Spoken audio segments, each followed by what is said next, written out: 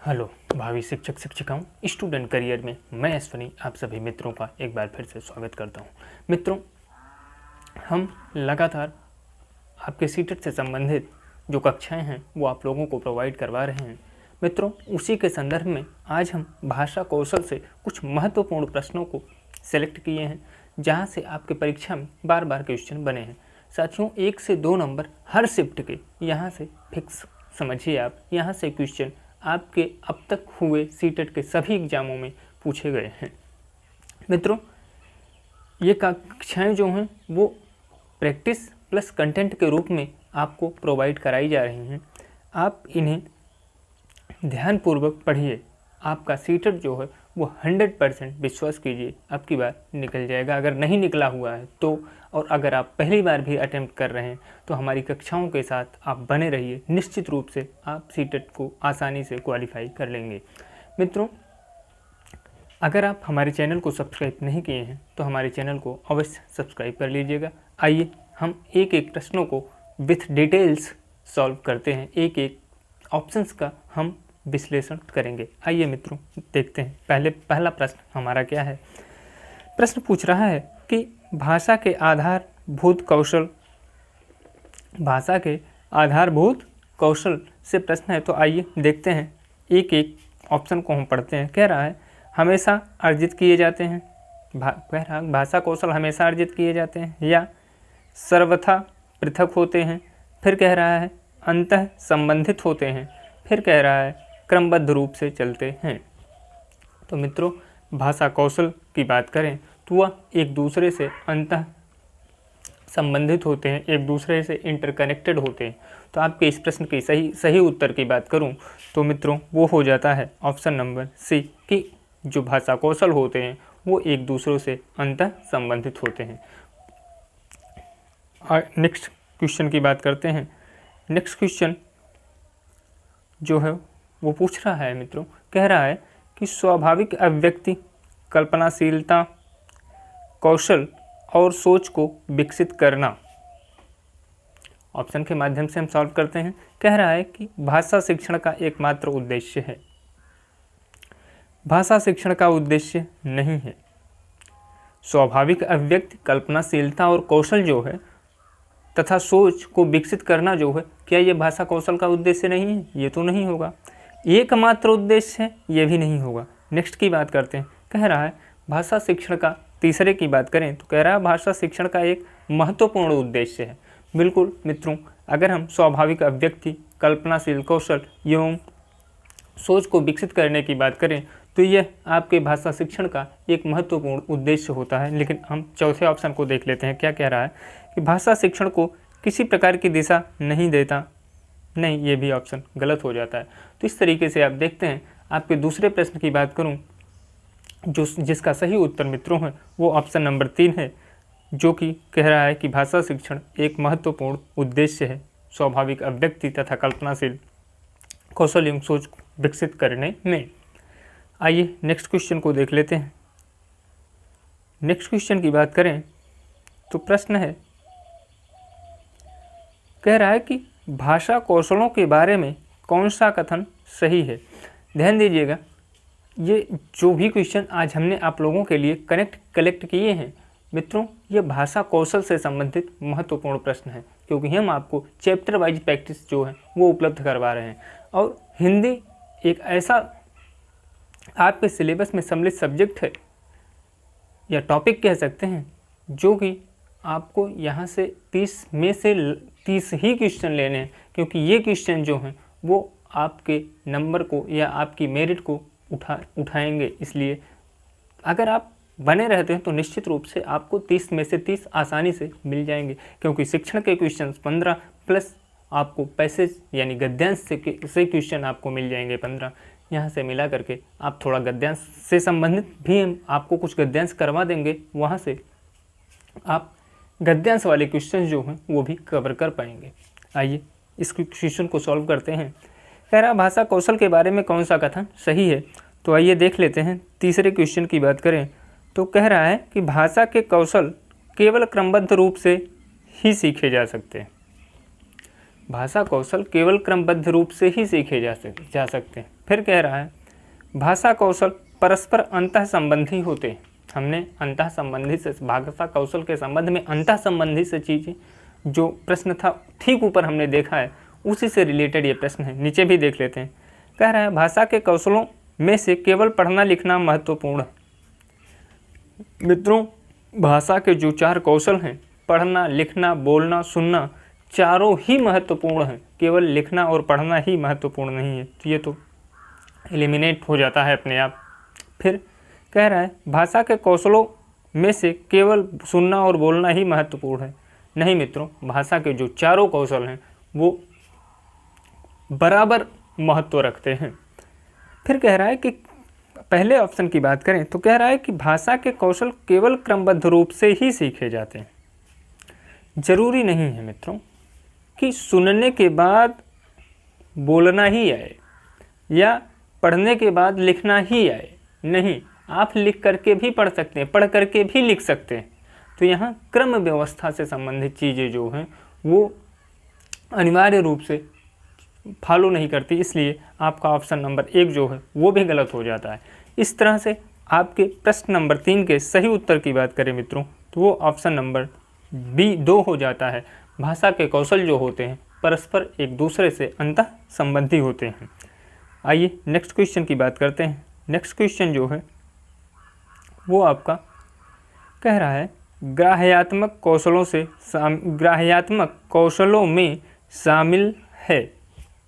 ठीक है ना, ग्राह्यात्मक कौशलों में शामिल है। तो ग्राह्यात्मक कौशलों की बात करें तो ऐसा कौशल जिसे आप मतलब ग्रहण करते हैं। ठीक है ना, आइए देख लेते हैं। कह रहा है सुनना बोलना। क्या आप बोलते हैं तो कुछ ग्रहण करते हैं?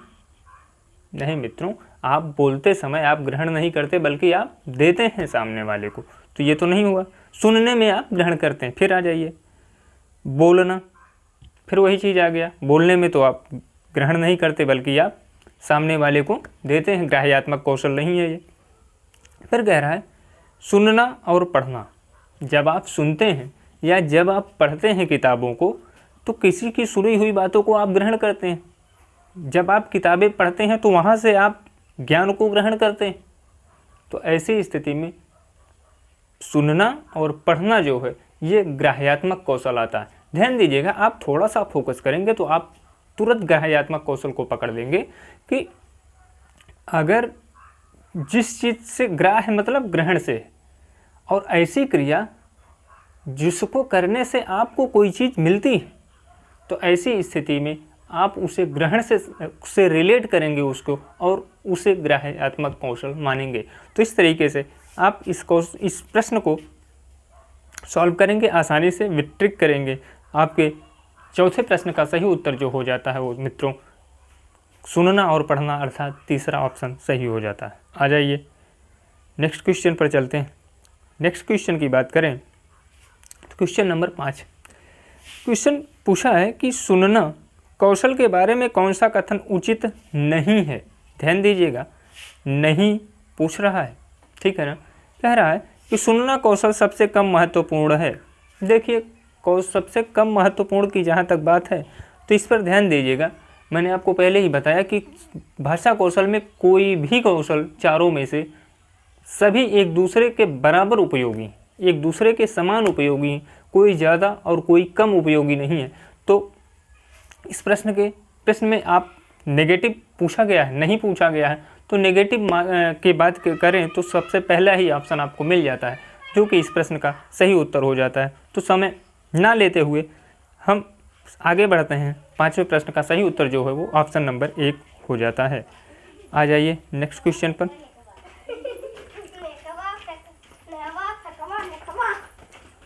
नेक्स्ट क्वेश्चन की बात करें तो यह प्रश्न पूछ रहा है मित्रों, कह रहा है कि निम्नलिखित में से कौन सा श्रवण कौशल शिक्षण का उद्देश्य है।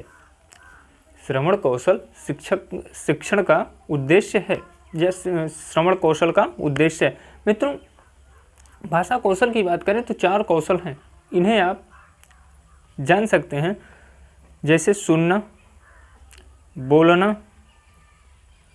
पढ़ना लिखना।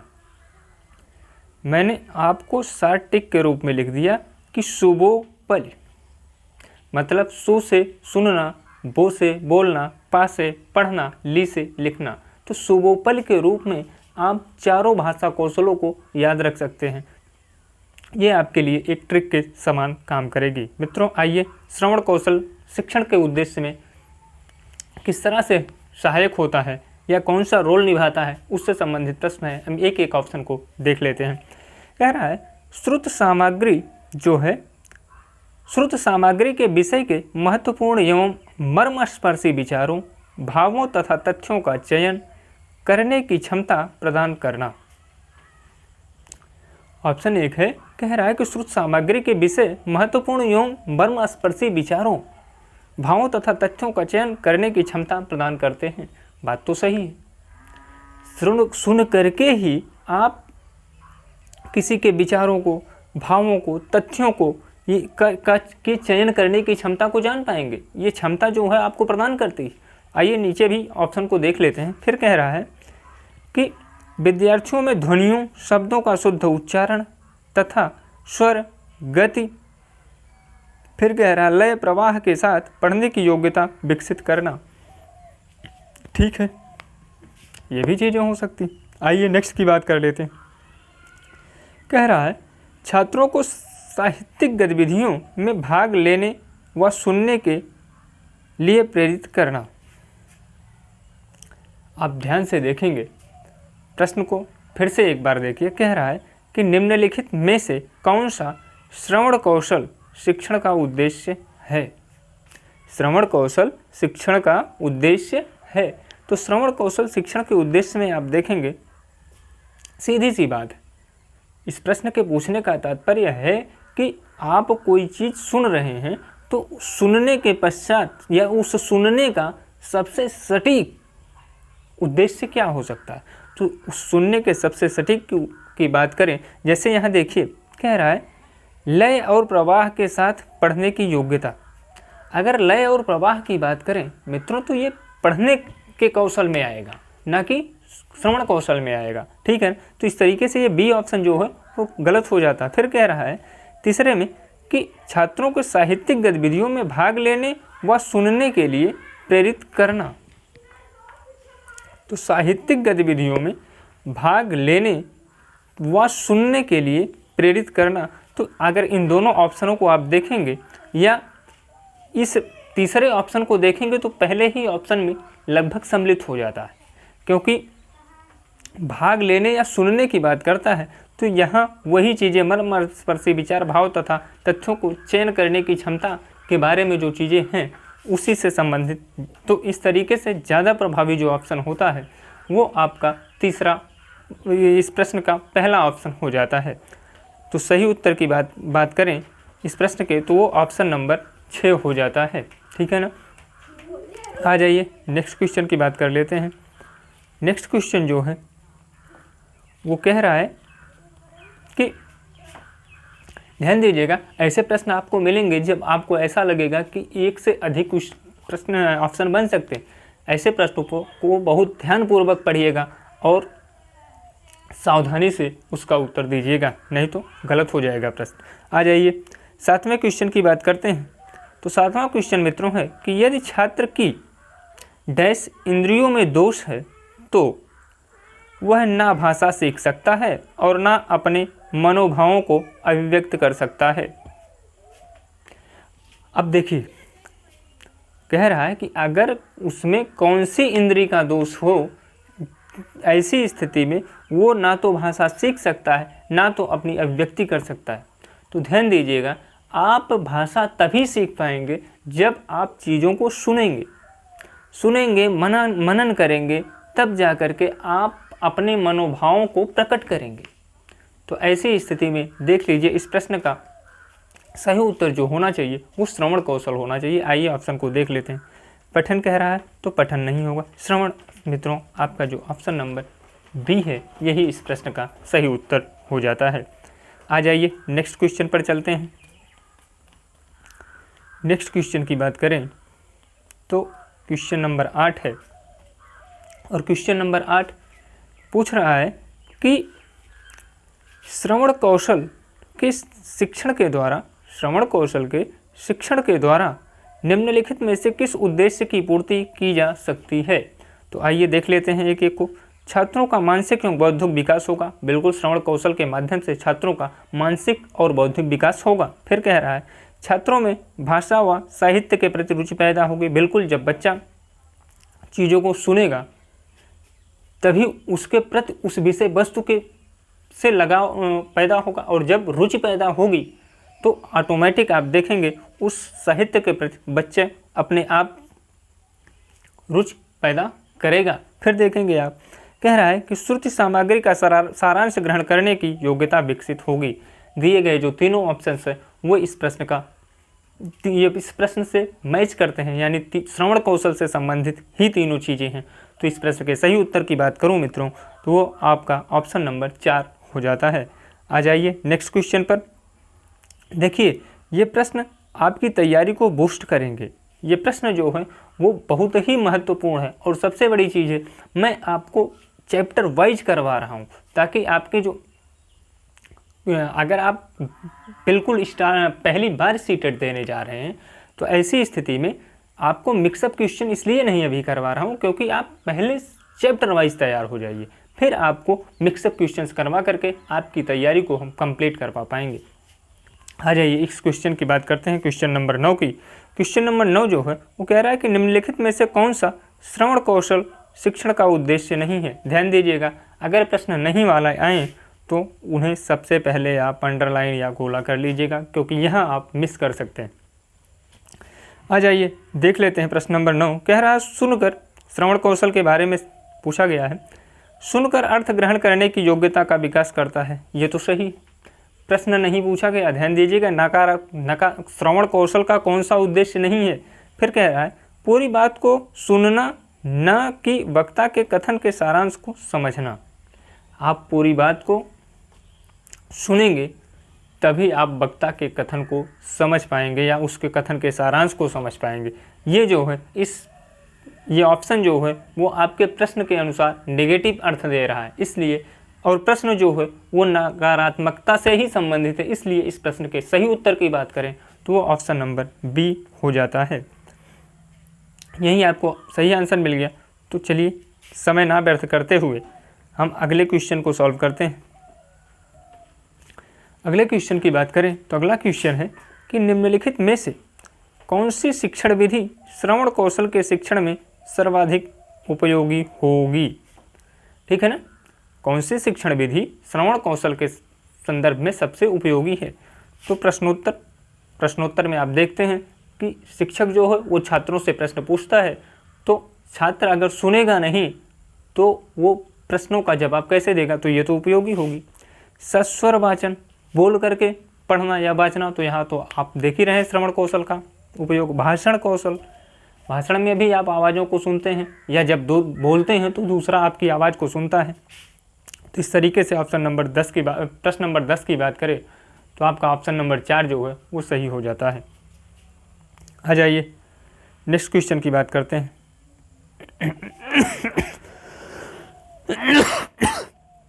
सॉरी, कह रहा है बोलना कौशल के विकास के लिए सबसे अधिक महत्वपूर्ण सिद्ध हो सकता है। बोलने कौशल के विकास के लिए सबसे अधिक महत्वपूर्ण हो सकता है। तो आइए देख लेते हैं एक एक ऑप्शन। श्रुतलेख, सुन करके लिखना। चलिए आगे देखिए, कह रहा है कथन श्रवण, कथा श्रवण, ठीक है ना, कथा को सुनना। फिर कह रहा है परस्पर वार्तालाप। फिर कह रहा है कि सुनी गई सामग्री को ज्यों का त्यों प्रस्तुत कर देना। तो आप जानते हैं कि बोलने कौशल की बात करें तो जब आप एक दूसरे के साथ इंटरकनेक्ट होंगे, एक दूसरे के साथ वार्तालाप करेंगे, बहस करेंगे, तो आपके श्रवण कौशल का सर्वाधिक विकास होगा। सर्वाधिक महत्वपूर्ण कौशल की बात करें श्रवण कौशल के संदर्भ में तो वार्तालाप जो है वो सबसे महत्वपूर्ण हो जाता है। तो इस तरीके से आपके इस प्रश्न के सही उत्तर की बात करें तो वो ऑप्शन नंबर 3 हो जाएगा, परस्पर वार्तालाप। आ जाइए नेक्स्ट क्वेश्चन पर। नेक्स्ट क्वेश्चन है, कह रहा है कि परस्पर बातचीत मुख्यतः परस्पर बातचीत मुख्यतः संबंधित कह रहा है सुनने और बोलने के कौशलों में विकास, सुनने और बोलने के कौशलों के विकास में सहायक। आप देखते हैं जब दो व्यक्ति आपस में बातें करते हैं तो जो बोलेगा, एक बोलेगा तो दूसरा सुनेगा, दूसरा बोलेगा तो पहला सुनेगा। तो ऐसी स्थिति में उनके सुनने और बोलने के दोनों कौशलों का विकास होता है। आइए इस प्रश्न में ये ऑप्शन जो है वो मजबूत है, लेकिन नीचे भी हम देख लेते हैं। पढ़ने लिखने में सहायक, ये तो हो ही नहीं। समय की बर्बादी, अनुशासन, अरे मित्रों यही तो आपके प्रश्न का पहले ही मिल गया ऑप्शन। ऑप्शन नंबर ए जो है वो परस्पर बातचीत मुख्यतः जो है वो बोलने, सुनने और बोलने दोनों कौशलों में के विकास में सहायक सिद्ध होता है। आइए नेक्स्ट क्वेश्चन की बात कर लेते हैं। नेक्स्ट क्वेश्चन जो है वो आपका कह रहा है कि मौखिक अभिव्यक्ति में निम्नलिखित में से कौन सी विशेषता होनी चाहिए। मौखिक अभिव्यक्ति में निम्नलिखित में से 13वें क्वेश्चन की बात कर रहा हूँ मित्रों। कह रहा है कि मौखिक अभिव्यक्ति में निम्नलिखित में से कौन सी विशेषता होनी चाहिए। तो स्वाभाविकता, फिर कह रहा है स्पष्टता, फिर कह रहा है बोधगम्यता। मित्रों अगर आप मौखिक तरीके या आप किसी से कुछ पूछ रहे हैं मौखिक या किसी से कुछ बोल रहे हैं तो अगर आप स्पष्ट नहीं बोलेंगे तो वो चीज़ों को सुन नहीं पाएगा। फिर कह रहा है बोधगम्यता, आप अगर कोई चीज़ बोल रहे हैं और उसका कोई अर्थ ही नहीं है तो मौखिक अभिव्यक्ति का कोई तात्पर्य ही नहीं बनेगा। फिर कह रहा है स्वाभाविकता, स्वाभाविकता से तात्पर्य है मित्रों कि आप कोई चीज़ बोल रहे हैं तो ऐसा नहीं कि कहीं से आप बिल्कुल कॉपी करके लाएं, किताब बोल रहे हैं। मौखिक अभिव्यक्ति में जो होता है वो आपके स्वतः के भी विचार होते हैं सम्मिलित, ना कि बिल्कुल कहीं से आप किताबें उठा लिया और वही भर भर आप पढ़ रहे हैं। तो ये स्वाभाविकता नहीं हुई। आप मौखिक अभिव्यक्ति में कुछ कॉन्सेप्ट जो होता है वो तो ठीक है, ये बिल्कुल वो तो एक क्रिस्टल चीज़ है, लेकिन उससे संबंधित और चीज़ें जो होती हैं वो स्वाभाविक रूप से होती हैं। इस प्रश्न के सही उत्तर की बात करें मित्रों तो ये दिए गए जो तीनों विकल्प हैं वो सही हो जाते हैं। इसलिए इस प्रश्न का सही उत्तर की बात करें तो वो ऑप्शन नंबर 4 हो जाता है। आ जाइए नेक्स्ट क्वेश्चन की बात करते हैं। Question number 14। क्वेश्चन नंबर 14 है, प्रश्न पूछ रहा है, कह रहा है कि निम्नलिखित में से कौन सा मौखिक अभिव्यक्ति का महत्व नहीं है। निम्नलिखित में से कौन सा मौखिक अभिव्यक्ति का महत्व नहीं है। आइए देख लेते हैं। कह रहा है रोजमर्रा के कार्यकलापों में मौखिक भाषा प्रयुक्त होती है। बिल्कुल सही बात है, ध्यान दीजिएगा, नहीं पूछा गया है।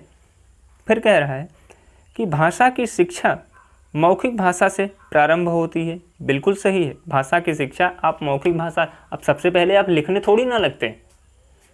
अपने परिवार, अपने संबंध या पड़ोस से जब आप भाषा को सुनते हैं तो सबसे पहले आप मौखिक अभिव्यक्ति से ही भाषा को जानते हैं, फिर अपने मनोभावों को प्रकट करते हैं, तत्पश्चात आप चीज़ों को लिखते हैं, ना कि सबसे पहले आप लिखना शुरू कर देते हैं। तो ये भी सही हो जाता है। फिर कह रहा है कि मौखिक भाषा के द्वारा नई नई जानकारियाँ मिलती हैं, भले ही वह विचारों को आदान प्रदान में सहायक नहीं हों। ध्यान दीजिएगा, ऑप्शन नंबर 14 की बात कर रहा है। अब देखिए, मौखिक अभिव्यक्ति से आप अगर नई नई चीज़ें सीखेंगे तो बिल्कुल वो चीज़ें जो हैं वो आदान प्रदान में सहायक होंगी। नहीं जैसी चीज़ें क्यों आती, ये नेगेटिव बन गया। पहले की बात करें तो मिलती हैं, ये तो सही है, लेकिन विचारों के आदान प्रदान भी होते हैं। ऐसा नहीं कि आप विचारों का आदान प्रदान नहीं कर पाएंगे। तो ये इसे ऑप्शन नंबर 3 की बात करें तो पहला कथन जो है वो तो सही है, लेकिन दूसरे कथन को उसने गलत बता दिया। इसलिए इस प्रश्न के सही उत्तर की बात करें तो वो ऑप्शन नंबर 3 हो जाता है। आ जाइए नेक्स्ट क्वेश्चन पर चलते हैं। Question number 15। क्वेश्चन नंबर 15 की बात करें तो 15 में पूछा गया है कि बोलना कौशल में सर्वाधिक महत्वपूर्ण है। बोलना कौशल में सर्वाधिक महत्वपूर्ण है। तो सर्वाधिक महत्वपूर्ण की बात करें बोलने कौशल में तो आप देखेंगे बोलने की तेज गति। देखिए ये अब सर्वाधिक महत्वपूर्ण, ध्यान दीजिएगा इस शब्द पर। हो सकता है दी गई चारों बातें सही हों, लेकिन जो सबसे सही है वही इस प्रश्न का सही उत्तर होगा। फिर कह रहा है शुद्ध उच्चारण, बिल्कुल बोलने कौशल से आपके उच्चारण में शुद्धता आएगी। फिर कह रहा है समझ कर बोलना। फिर कह रहा है आंखों देखा वर्णन करना। देखिए ये चीज़ें चारों जो हैं वो बोलना कौशल से ही संबंधित। अब आपको इस प्रश्न में ये चुनाव करना है कि कौन सा सर्वाधिक उपयुक्त है। तो आप देखेंगे, आप किसी चीज़ों को देख करके बोल रहे हैं, ठीक है, बोल रहे हैं आप, बोलने में तेज़ी, आप बार बार प्रैक्टिस करेंगे तो आपके बोलने में तेज़ी आएगी, प्रैक्टिस करेंगे तो शुद्ध उच्चारण भी होगा। लेकिन इन तीनों के अतिरिक्त ऑप्शन में एक है कि समझ कर बोलना, जो कि दिए गए अन्य विकल्पों से ज़्यादा अप्रोप्रिएट हो जाता है। इसलिए इस प्रश्न के सही उत्तर की बात करें तो वो ऑप्शन नंबर 3 हो जाएगा मित्रों, 15वें क्वेश्चन का सही उत्तर। आ जाइए नेक्स्ट क्वेश्चन पर। नेक्स्ट क्वेश्चन की बात करें तो प्रश्न 16वां प्रश्न है, जो कि पूछ रहा है कि मौखिक अभिव्यक्ति में निम्नलिखित में से कौन सी विशेषता नहीं होनी चाहिए। ठीक है ना, आइए देख लेते हैं। शुद्धता बिल्कुल होनी चाहिए मौखिक अभिव्यक्ति में। अगर शुद्धता नहीं होगी तो व्यक्ति सुनेगा, चीज़ों को समझेगा कैसे, सुन ही नहीं पाएगा। नहीं है, ध्यान दीजिएगा। फिर कह रहा है प्रवाहगम्यता, बिल्कुल मित्रों, अगर आप प्रवाह के साथ नहीं बोल रहे हैं, अब कैसे हम बोलें मौखिक, फिर 1 मिनट तक रुक जाएं, फिर कहें अभिव्यक्ति, फिर 2 मिनट तक रुक जाएं, तो प्रवाह नहीं होगा। तो आप चीज़ों को मौखिक अभिव्यक्ति जो होगी वो प्रभावी नहीं होगी अगर प्रवाह नहीं होगा तो। फिर कह रहा है श्रोताओं से काफ़ी उच्च स्तर की भाषा का प्रयोग करना। मित्रों, मौखिक अभिव्यक्ति का उद्देश्य जो है वो बहुत ही महत्वपूर्ण उद्देश्य होता है कि आप जिससे बातें कर रहे हैं उससे उस भाषा में बात कीजिए जिस भाषा को वो समझ पाता है। अब मान लीजिए आप किसी व्यक्ति से बात कर रहे हैं जो हिंदी जानता है या इंग्लिश जानता है, और उससे आप फ्रेंच में बात कीजिए तो वो आपकी मनोदशा को पढ़ पाएगा, समझ पाएगा आपकी भाषा को। तो ये जो ऑप्शन नंबर 3 दिया गया है कि उच्च स्तर की भाषा का प्रयोग करना है, ये बिल्कुल गलत है। इसलिए गलत ही पूछा गया है इस प्रश्न में, इसलिए इस प्रश्न का सही उत्तर जो है वो ऑप्शन नंबर 3 हो जाएगा। नहीं, बहुत इंपॉर्टेंट चीज़ होता है सीटेट एग्जाम में, ध्यान दीजिएगा। अगर आप ध्यान नहीं दिए तो आपके कई क्वेश्चन जो हैं वो गलत हो जाएंगे। आ जाइए नेक्स्ट क्वेश्चन की बात करते हैं। Question number 17। क्वेश्चन नंबर 17 की बात करें तो प्रश्न पूछ रहा है 17 कि निम्नलिखित में से कौन सा मौखिक भाव प्रकाशन शिक्षण का उद्देश्य नहीं है। मौखिक भाव प्रकाशन शिक्षण का उद्देश्य नहीं है। देखिए, आपको हम 17वें नंबर का क्वेश्चन कराने जा रहे हैं और इस 17 क्वेश्चन में लगभग 4 क्वेश्चन ऐसे आए हैं जिसमें 4 या 5 क्वेश्चन ऐसे आए हैं जिसमें ये नहीं वाला शब्द पूछा गया। कितना महत्वपूर्ण है सीटेट के एग्जाम में, यही प्रैक्टिस आपको परफेक्शन की तरफ ले जाएगी। ठीक है ना, तो बहुत ज़रूरी है कि नहीं शब्द को हमेशा डिनोट कीजिएगा। आइए देखते हैं 17वें प्रश्न को। फिर मौखिक भाव प्रकाशन का शिक्षण उद्देश्य नहीं है। देखिए, कह रहा है बालकों का उच्चारण शुद्ध एवं परिभाषित करना, बिल्कुल ये मौखिक भाव प्रकाशन का उद्देश्य है मित्रों। फिर कह रहा है विषय की अनुकूलता से अधिक भाषा शैली को महत्व देना। साथियों, इसे ध्यान से देखिए, कह रहा है कि विषय की अनुकूलता से अधिक भाषा शैली को महत्व देना। देखिए, विषय की अनुकूलता जो है वो भी महत्वपूर्ण है, केवल आप भाषा शैली को ही महत्व नहीं दे सकते। ठीक है ना, इसलिए नहीं है। इसलिए इस प्रश्न के सही उत्तर की बात करें तो ऑप्शन नंबर बी ही हो जाता है। फिर नीचे भी देख लेते हैं।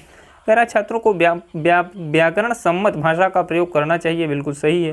फिर बोलने में विराम चिन्हों का ध्यान रखना चाहिए, ये भी सही है। अच्छा, ये तीनों सही हैं, इसलिए ये तीनों गलत हो जाते हैं और जो गलत है वही आपका सही हो जाता है। 17वें प्रश्न का सही उत्तर जो है वो ऑप्शन नंबर 2 हो जाएगा। आ जाइए नेक्स्ट क्वेश्चन की बात करते हैं। Question number 18। क्वेश्चन नंबर 18 जो है वो कह रहा है कि बच्चों की पठन कुशलता का विकास करने में सर्वाधिक महत्वपूर्ण है। बच्चों में पठन कुशलता, का विकास करने में सर्वाधिक महत्वपूर्ण है। आइए ऑप्शन के माध्यम से हम देख लेते हैं क्या है। कह रहा है कि भाषिक संरचना का विकास, ठीक, सर्वाधिक है, ध्यान दीजिएगा, सर्वाधिक महत्वपूर्ण। फिर कह रहा है अर्थ की अपेक्षा उच्चारणगत शुद्धता पर विशेष ध्यान देना, पठन कुशलता की बात कर रहा है। यहाँ अर्थ उतना महत्वपूर्ण नहीं है जितना कि आपके उच्चारणगत शुद्धता पर जोर दिया जाएगा, क्योंकि आप अगर शुद्ध बोलेंगे ही नहीं तो अर्थ या वो विषय वस्तु कितनी भी बोधगम्य हो वो निरर्थक हो जाएगी, ठीक है ना। आ जाइए नीचे भी देख लेते हैं। विभिन्न संदर्भों से जुड़ी सामग्री, पाठ्य पुस्तक में दिए गए अभ्यास। या मित्रों सर्वाधिक महत्वपूर्ण की बात करें पठन कुशलता के विकास के संदर्भ में, तो वो आपका ऑप्शन नंबर बी जो है वो सही हो जाता है। आइए नेक्स्ट क्वेश्चन की बात कर लेते हैं। क्वेश्चन नंबर 19 दिया गया है। आइए 19 को देखते हैं क्या पूछ रहा है। कह रहा है क्वेश्चन नंबर 19 कि पठन कौशल में डैश सर्वाधिक महत्वपूर्ण है। आइए देखते हैं पठन कौशल में सर्वाधिक महत्वपूर्ण क्या है। कह रहा है उच्चारण की शुद्धता। ध्यान दीजिएगा, सर्वाधिक शब्द दिया गया, हो सकता है दिए गए चारों ऑप्शन जो है वो पठन कौशल से ही संबंधित, लेकिन सबसे महत्वपूर्ण जो होगा वही आपके प्रश्न का सही उत्तर होगा। आइए फिर कह रहा है अर्थ ग्रहण करना, फिर कह रहा है लिपि चिन्हों की जानकारी, फिर कह रहा है द्रुत गति से पढ़ना। द्रुत से मतलब होता है तेज गति से पढ़ना। मित्रों दिए गए चारों ऑप्शन जो है वो आपके पठन कौशल से ही संबंधित। अब आपको छांटना है कि सबसे महत्वपूर्ण क्या है। तो सर्वाधिक महत्वपूर्ण की बात करें तो पढ़ने के साथ साथ उसके अर्थ को भी आप ग्रहण कर रहे हैं, तो यहाँ सीधे सीधे ये बता रहा है कि आप दो चीज़ों को कर पा रहे हैं, दो गतिविधियाँ घटित हो रही हैं। तो इस प्रश्न के सही उत्तर की बात करें तो वो ऑप्शन नंबर 2 हो जाता है। आ जाइए नेक्स्ट क्वेश्चन की बात करते हैं, और ये नेक्स्ट क्वेश्चन जो है वो आज का आखिरी क्वेश्चन होगा। क्वेश्चन नंबर 20 कह रहा है कि पाठ्य पुस्तक का भावपूर्ण पठन, पाठ्य पुस्तक का भावपूर्ण पठन मतलब पढ़ने से संबंधित चीज़ें पूछ रहा हूँ, पठन कौशल की, भाषा कौशल की बात कर रहा है। आइए देखते हैं क्या है। कह रहा है पठन की पहली और अनिवार्य शर्त है।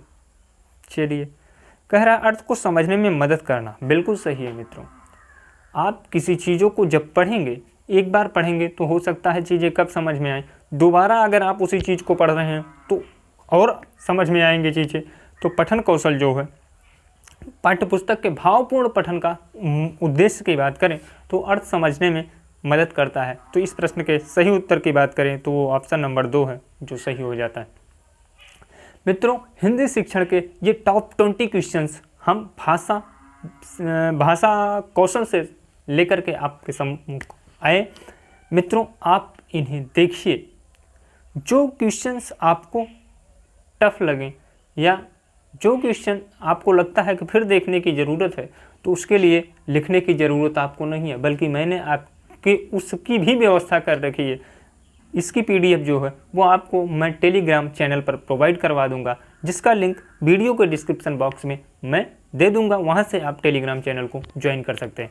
मित्रों क्लासेस कैसी रहीं कमेंट करके बताइएगा। हमसे जुड़े रहने के लिए चैनल को अवश्य सब्सक्राइब कीजिएगा। धन्यवाद मित्रों।